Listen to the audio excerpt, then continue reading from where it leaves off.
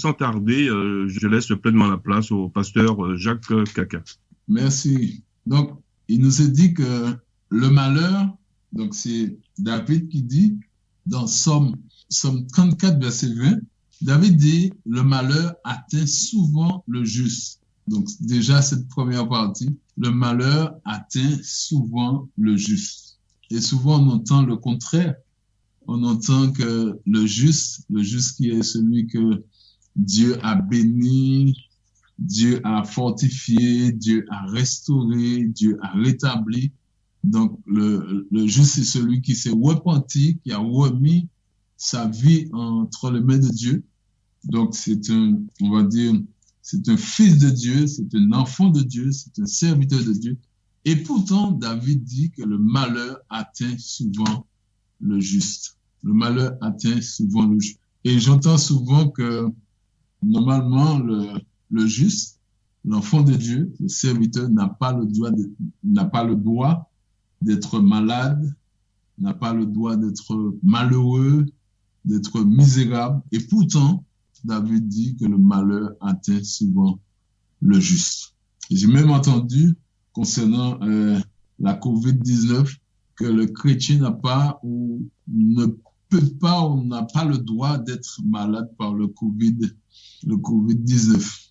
Et pourtant, il y a beaucoup de chrétiens, de serviteurs qui sont morts. Bon, la question, c'est de savoir, est-ce que ces gens-là sont sauvés puisqu'ils sont morts par la COVID-19? Que Dieu les bénisse. Mais l'histoire de David, pour nous conduire un peu sous cette question, sous cette parole, le malheur atteint souvent le juste, c'est dans 1 Samuel 21, je vais lire. Il dit, David se leva et s'enfuit le même jour, loin de Saül. Il arriva chez Akich, roi de Gath. Pourquoi? Parce que Saül voulait tuer David. Il voulait le tuer parce on va dire qu'il était jaloux, parce que David, Dieu l'avait béni, et puis lui, c'était pas ça. Donc, il voulait le tuer, David. Donc, David a pris la fuite. Donc, il est dit au verset 11, les serviteurs d'Akich lui disent, n'est-ce pas là David, roi du pays? N'est-ce pas celui pour qui l'on chantait en disant, Saül a frappé ses 1000 et David ses 10 000. Donc, on voit la différence. David prit à cœur ces paroles et il eut une grande crainte d'Achish, roi de Gad. Donc, la peur. Pourtant, c'était le serviteur, le roi. Il se montra fort fou ou comme un fou à leurs yeux. Donc, David qui avait peur, il s'est fait passer pour un fou. Et c'est pour cette raison qu'il dit que le malheur atteint souvent le juste. C'était un homme traqué. Si on lit bien l'histoire de David, c'était un homme traqué par son propre fils qui voulait le tuer aussi. Il a fait le fou et pour essayer de s'échapper ou d'éviter la mort. Mais Dieu délivre toujours ceux qui crient à lui. Donc le juste est celui, je répète, celui qui s'est repenti en remettant sa vie entre les mains de Dieu, du Dieu vivant, qui croit dans son cœur et confesse avec force que Jésus est son sauveur. Jésus est son berger. L'Éternel est mon berger, je ne manquerai de rien. Il me fait reposer dans de verts pâturages. Et pourtant, David dit que le malheur atteint souvent le juste. Souvent, nous sommes dans la détresse, comme dit Paul, souvent dans le malheur, souvent dans la tristesse. Et on se pose la question, mais pourquoi, moi qui suis enfant de Dieu, moi qui suis serviteur de Dieu, pourquoi je suis dans cette situation? Mais Seigneur, suis-je vraiment... On commence à mettre en doute notre foi. Et moi qui vous parle, là, j'étais, comme je dis le plus souvent, j'étais dans la vallée de la COVID, plein fouet. Et non seulement moi, mais plusieurs membres de ma famille. Et à un moment, c'était vraiment difficile. La chose la plus difficile, c'est quand tu es dans la vallée, quel que soit COVID, quelle que soit maladie, quelle que soit difficulté, quel que soit rejet, quel que soit abandon, quel que soit dans la vallée que tu te trouves, c'est l'aide morale que tu ne trouves pas. Et je veux t'encourager en ce soir. Quelle que soit la vallée dans laquelle que tu te trouves, Dieu a une solution. C'est pourquoi David dit, l'Éternel l'en délivre toujours. Mais le malheur atteint souvent le juste. Souvent, les problèmes sont là. Souvent, les difficultés sont là. Mais l'Éternel est là aussi. Donc, je dis donc, j'ai perdu un peu le doigt et tout parce que la COVID-19 m'a visité. Mais j'ai fait confiance à mon Dieu. J'ai tenu bon. Comme aujourd'hui, je te dis, tiens bon. Tiens béred, pas molli. Il dit, là, les gens croient que naître de nouveau ou accepter Jésus comme sauveur Seigneur personnel rime avec adieu les problèmes, adieu les difficultés, adieu tout ce qui peut être difficile. Mais c'est faux. C'est faux parce que Dieu permet certaines difficultés dans nos vies. Et nous allons lire dans Lamentation 3, verset 37 au verset 39. Pour dire que même Jésus nous dit que c'est par des tribulations, des problèmes, et comme j'aime bien le dire, comme notre ami Jules le dit le plus souvent, il faut déconstruire ce qu'on nous a appris. Parce que moi-même, personnellement, quand j'ai accepté Christ, on m'a dit, viens en Christ, comme ça, tu auras le bonheur, tu auras la paix, tu auras. Et quand je suis arrivé, j'ai dit, mais finalement, on m'a trompé. Et j'ai voulu rétrograder, mais j'ai compris une chose. Parce que si tu n'as pas compris cela, tu vas rétrograder. Il faut comprendre que quand tu acceptes Christ, tu n'acceptes pas Christ pour quelqu'un, mais tu acceptes Christ pour être sauvé. Tu acceptes Christ pour être libéré. Donc, après quelque temps, j'ai compris que Christ est mort pour moi et je dois avancer. Donc, j'ai dit, Lamentation 3, verset 37, il dit, qui dira qu'une chose arrive sans que le Seigneur l'ait ordonné? Ça veut dire que quels que soient les problèmes et les difficultés, Dieu connaît, Dieu sait, et Dieu est le plus souvent dans l'affaire. C'est pourquoi il faut toujours faire confiance à Dieu. Donc, les problèmes, les difficultés sont là. Puisqu'il ne faut pas croire quand tu acceptes Christ, tout va s'épanouir, tout va s'envoler. Peut-être qu'à un moment, tu vas marcher sur les nuages, mais tu vas redescendre, tu vas toucher terre. Et quand tu vas commencer à marcher, Satan va se présenter devant toi aussi. Et là, à ce moment-là, tu devrais te poser une question. Mais est-ce qu'en réalité, c'est ce qu'on m'avait dit? C'est pourquoi les évangélistes, ceux qui prêchent l'évangile, doivent prêcher un évangile vrai, authentique. Car il est dit, Jésus lui-même dit à ses disciples qu'il rencontrerait des problèmes dans ce monde, mais qu'il devait garder la foi. Et c'est par la foi que le juste vit. C'est par la foi que nous remportons la victoire. C'est par la foi que le mais va agir.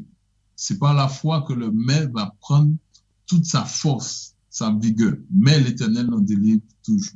Le malheur atteint souvent. Souvent, c'est fréquemment. Souvent, c'est continuellement. Parfois, tu te lèves comme Asaph dit, chaque jour, je suis exposé aux problèmes, aux difficultés. Je vais lire ce passage. Asaph, Psaume 73. Et Asaph, un moment, il était tellement vieux.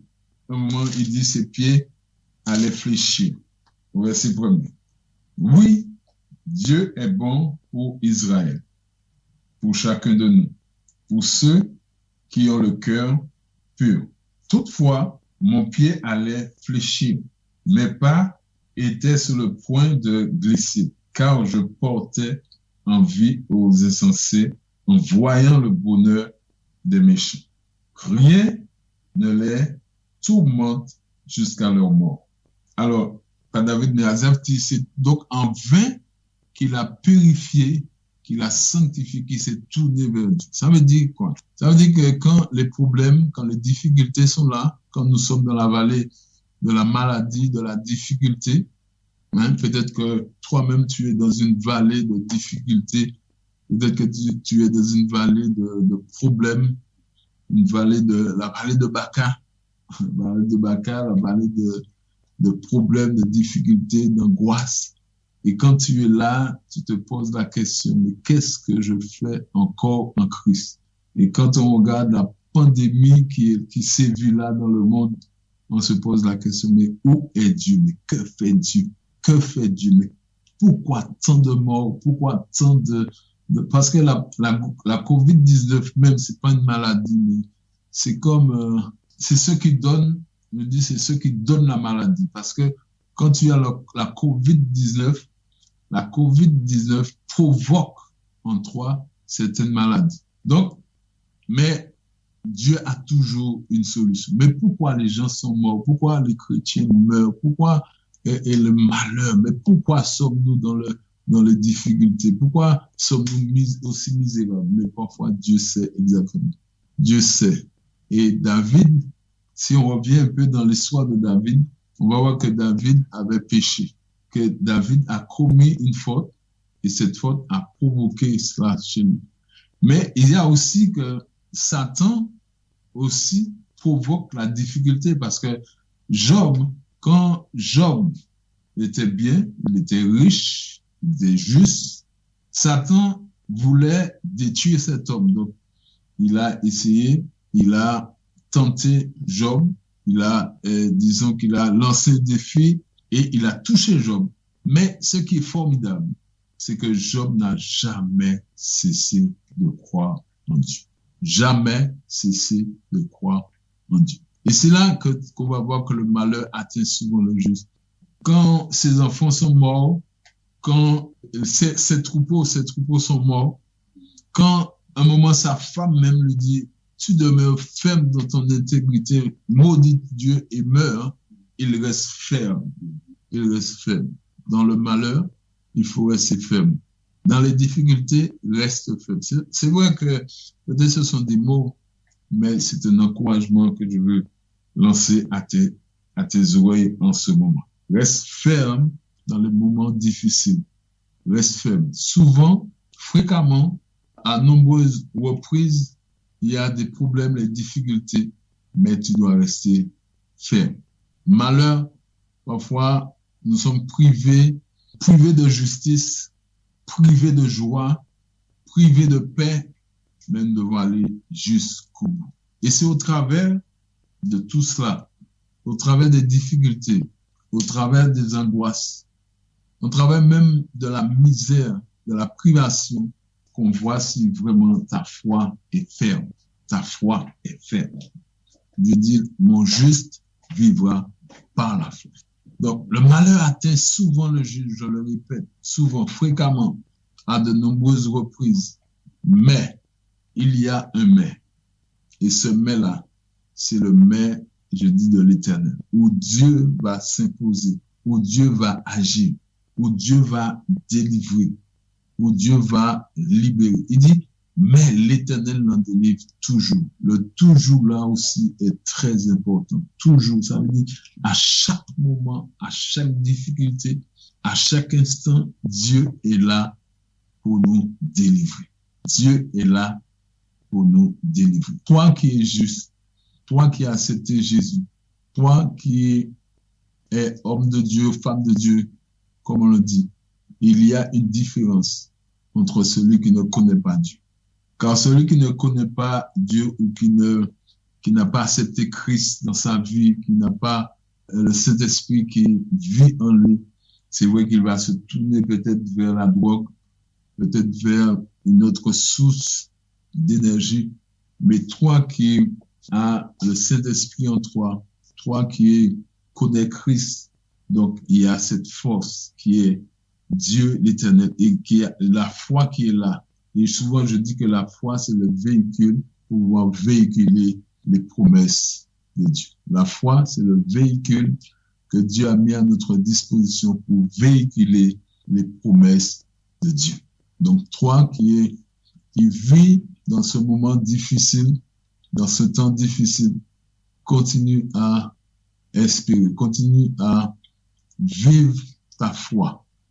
Paul, un moment aussi, était malade. C'est pour dire, tout ça pour dire que les gens qui disent que les chrétiens n'ont pas le droit d'être malades, je dis c'est faux. C'est faux.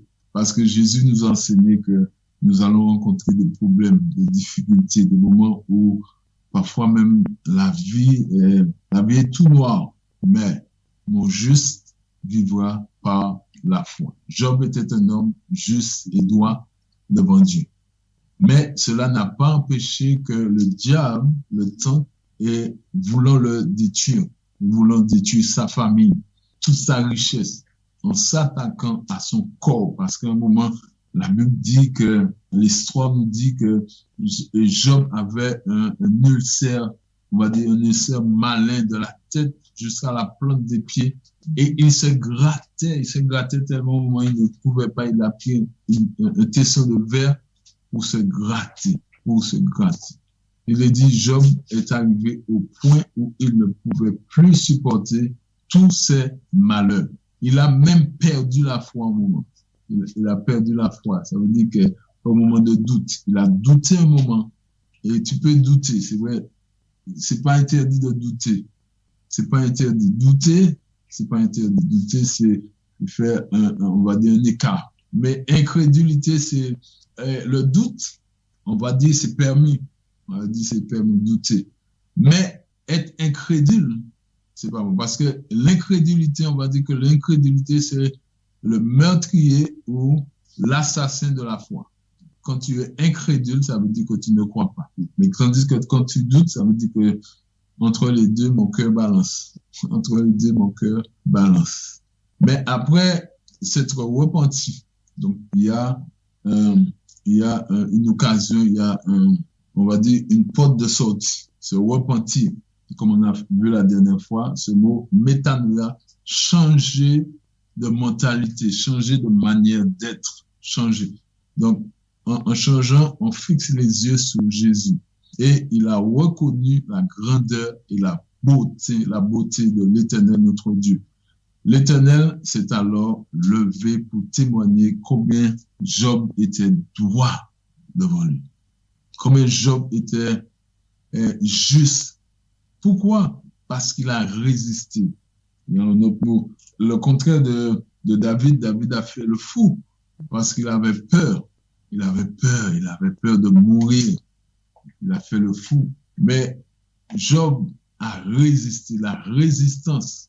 Il a résisté jusqu'au bout. Même quand ses amis sont venus pour lui dire, Job, je pense que c'est parce que tu as péché.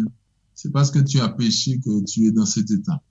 Et souvent, quand on est dans la vallée de Baca, la vallée de l'angoisse, de la tristesse, on vient nous dire, au lieu de nous encourager, on nous décourage. Ah, je pense que c'est parce que tu as péché. Dieu a tourné le dos pour toi. Mais jamais nous encourager pour dire, comme on dit en Martinique, tu ne pas mourir.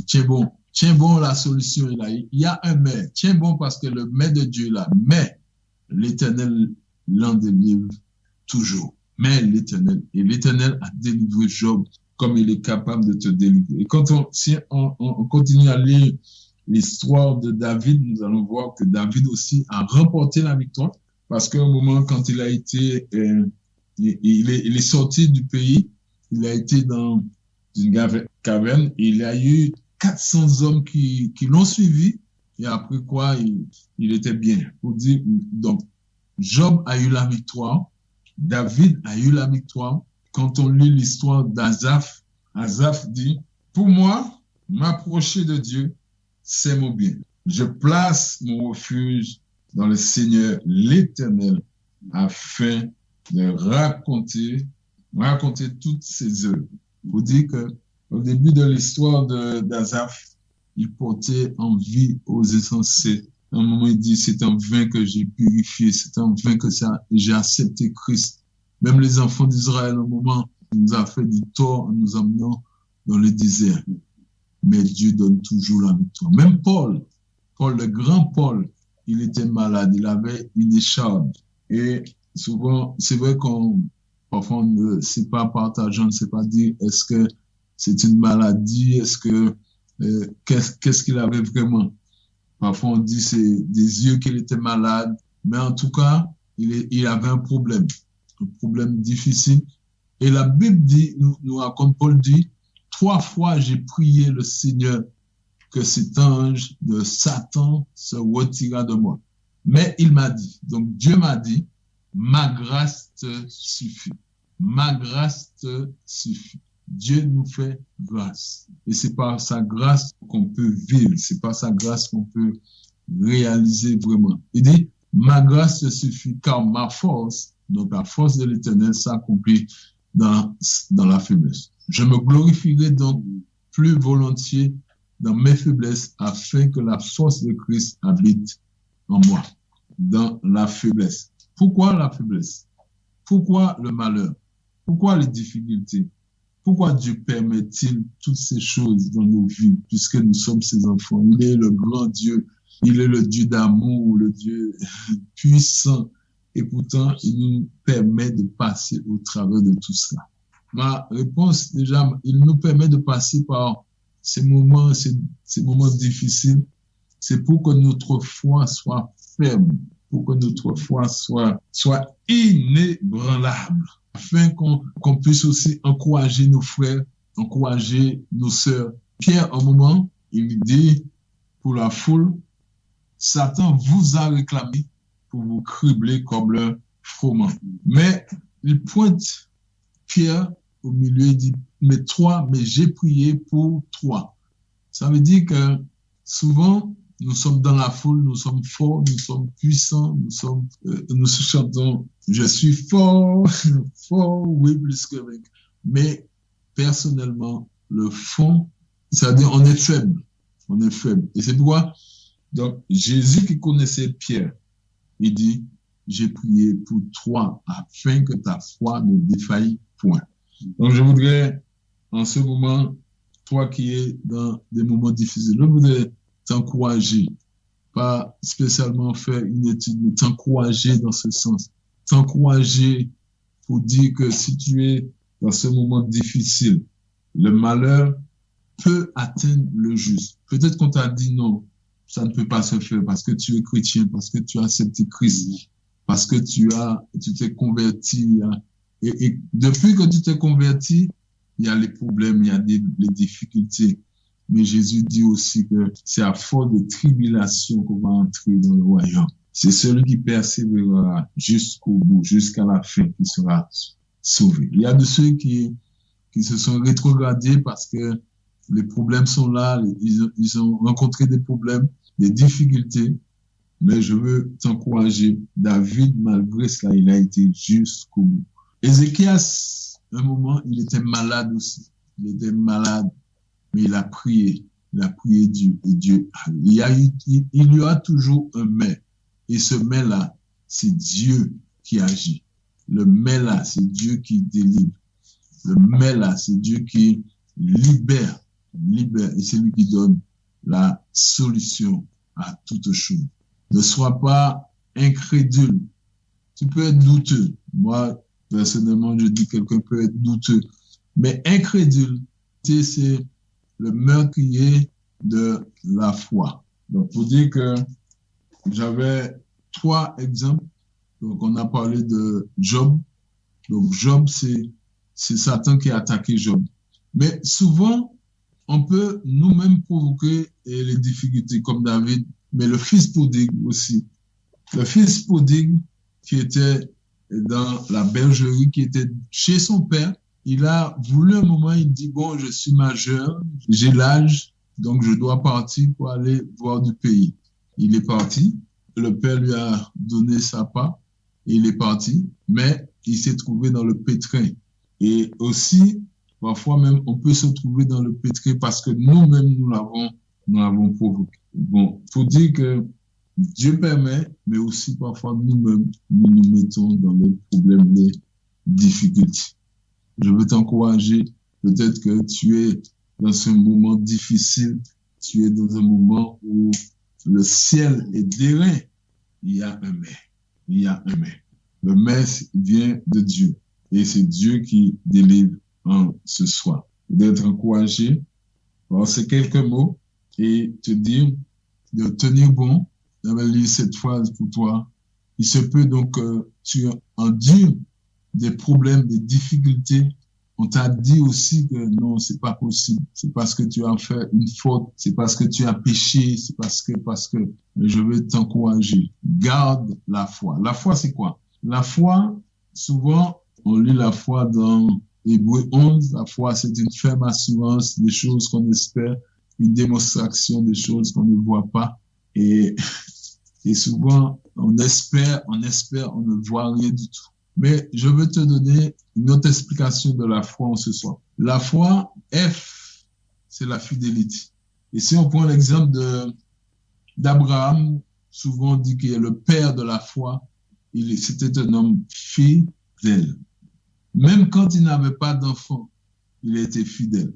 Et c'est, quand tu regardes bien, c'est Sarah qui lui dit, mais finalement, on a besoin d'enfants, il faut aller vers, parce que Sarah ne pouvait pas enfanter. Abraham est resté fidèle. Il était fidèle à son Dieu. Quand Dieu lui dit, va et donne ton fils en sacrifice. L'histoire nous dit que Abraham a obéi sans comprendre. Donc la deuxième chose, obéissance. Obéissance. Il a été obéissant même quand Dieu lui a dit, donne ton fils, il est parti pour donner son fils. Quel est le pourcentage de ton obéissance envers Dieu? Une autre forme d'obéissance, Jésus, lui qui était roi des rois, seigneur des seigneurs, il était assis sur le trône. Quand Dieu lui dit, descends, parce qu'il y a Jacques qui est en difficulté, il y a Jacques qui est dans son péché, dans la drogue, tout ça, il a obéi. Il avait dit que Jésus a été obéissant jusqu'à la mort, même jusqu'à la mort de la croix. Donc, il y a une différence entre jusqu'à la mort et aussi même, ça veut dire la mort de la croix. Ça veut dire que celui qui est pendu au bois est un maudit. Donc, Jésus s'est fait malédiction. Il a été jusqu'au bout l'obéissance. Quel est le pourcentage, le degré de ton obéissance envers Dieu? Pour que la foi puisse agir, il faut que tu sois fidèle. Fidèle, obéissant, et avoir cette intimité avec Dieu. Et Abraham l'avait aussi, puisque Abraham pouvait entendre la voix de Dieu. Abraham pouvait parler avec Dieu. Abraham avait ce temps avec Dieu. La question, as-tu ce temps avec ton Dieu? Combien de temps passes-tu avec Dieu? Ou combien de temps passes-tu avec la télé? Est-ce que c'est la télé qui est plus intime pour toi ou est-ce que c'est Dieu qui est plus intime pour toi? Donc, l'intimité, quelle est l'intimité avec Dieu? Donc, ça fait foi, F-O-I, fidélité, obéissance, intimité qu'on doit envers notre Dieu. Et c'est là que Dieu va agir. Et les hommes qu'on a cités, notamment David, notamment Paul, Asaph, je pense que c'est leur foi qu'ils ont mis en action. Et la foi, ils ont transporté, ils ont véhiculé les promesses de Dieu. Promesses de Dieu où Dieu dit, je serai avec toi. Il dit dans Isaïe 41, ne promène pas des regards inquiets. Je suis ton Dieu, je viens à ton secours, je te soutiens de ma droite triomphante. Je suis ton Dieu. Et même dans cette épidémie, Dieu est là. Peut-être qu'il est là en silence, comme on dit en sourdine, mais il est là, d'une manière ou d'une autre, il regarde. Et parfois, Dieu laisse les hommes faire parce que les hommes sont tellement intelligents, tellement... Eux-mêmes, ils sont Dieu.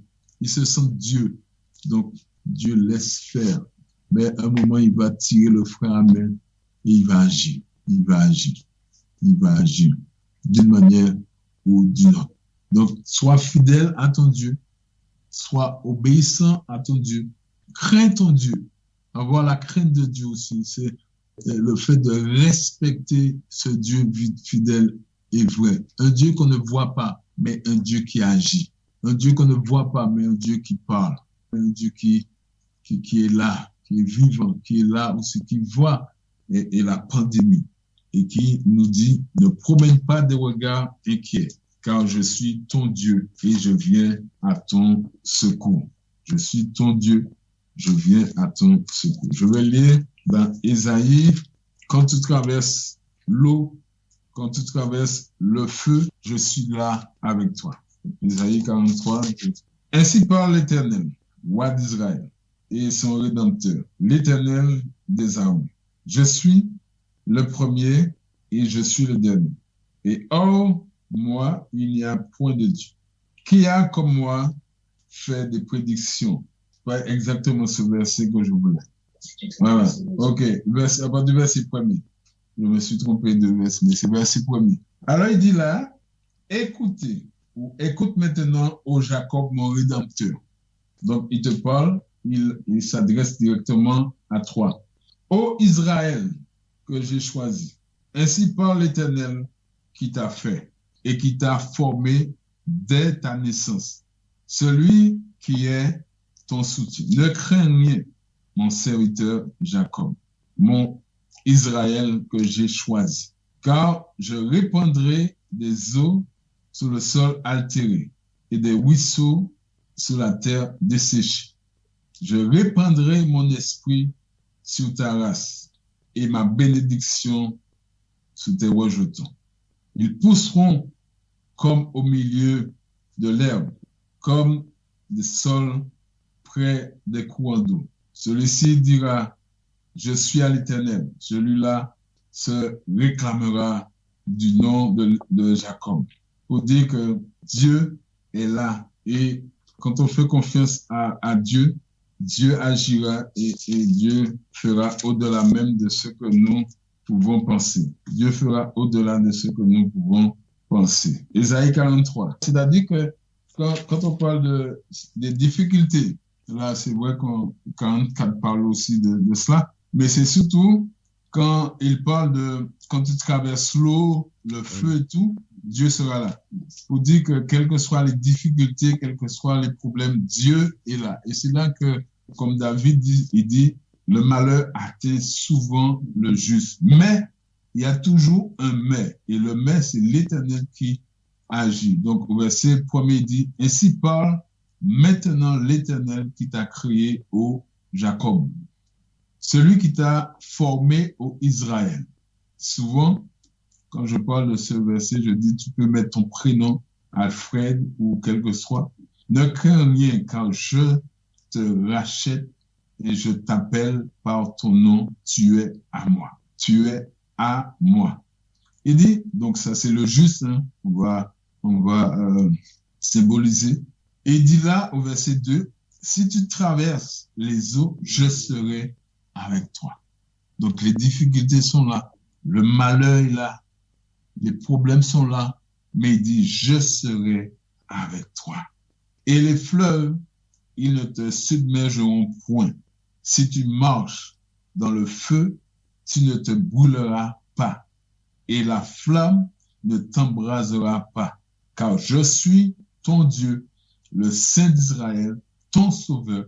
Je donne l'Égypte pour ta rançon, l'Éthiopie et Saba à ta place. Là, nous voyons on va dire le degré de la difficulté.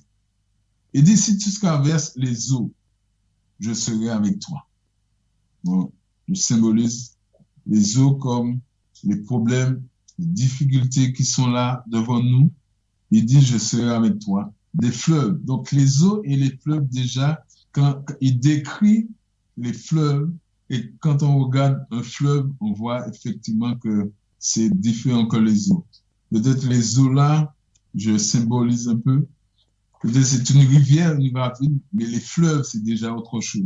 Il dit, si tu marches dans le feu, donc l'eau et le feu, c'est déjà deux choses différentes. Ça veut dire que ça va en crescendo, ça monte. Les difficultés, parfois, sont de plus en plus fortes, intenses. L'eau, le feu. Et il dit, et la flamme ne t'embrasera pas, car je suis l'Éternel, ton Dieu, le Saint d'Israël, ton Sauveur. Et comme dit David, mais l'Éternel les délivre toujours. Quel que soit les problèmes, les difficultés, les soucis de la vie, même quand il n'y a plus d'argent sur le compte en banque, fais simplement confiance à Dieu d'une manière ou d'une autre. Quand la maladie est là, et souvent je disais que on parlait de la COVID-19 dans l'Assemblée, c'est-à-dire même la délivrance peut être la mort. Même quand la mort frappe, c'est une délivrance pour nous parce que plus de problèmes, plus de difficultés. Mais le problème, c'est sommes-nous prêts? Sommes-nous prêts pour partir avec notre Dieu? Sommes-nous prêts pour passer au travers de la vallée de la mort? Sommes-nous prêts? Ou sinon, est-ce que nos amis, nos frères et sœurs, la femme, les enfants sont prêts à accepter la mort? Parce que parfois on peut être prêt, mais les autres ne sont pas prêts. En tout cas, je veux vous encourager et vous dire que le malheur ou les malheurs, les difficultés sont là et là où peut-être qu'on vous a dit que ça ne peut pas être. Les chrétiens ne peuvent pas être dans les problèmes et difficultés. Comme dit mon ami Jules, il faut déconstruire, détruire cela afin que nous puissions avancer. Puisque si tu n'arrives pas à comprendre pourquoi les chrétiens peuvent traverser la vallée où Dieu permet certaines situations, tu ne pourras pas grandir, non, tu ne pourras pas développer une relation intime avec ton Dieu. Tu ne pourras pas être fidèle parce que la Bible dit jusqu'à la mort de la croix. Jésus là. Donc je voudrais en ce soir t'encourager dans ce sens et te dire que les problèmes et les difficultés sont là, mais il y a un mais. Et ce mais là, c'est Dieu qui agit.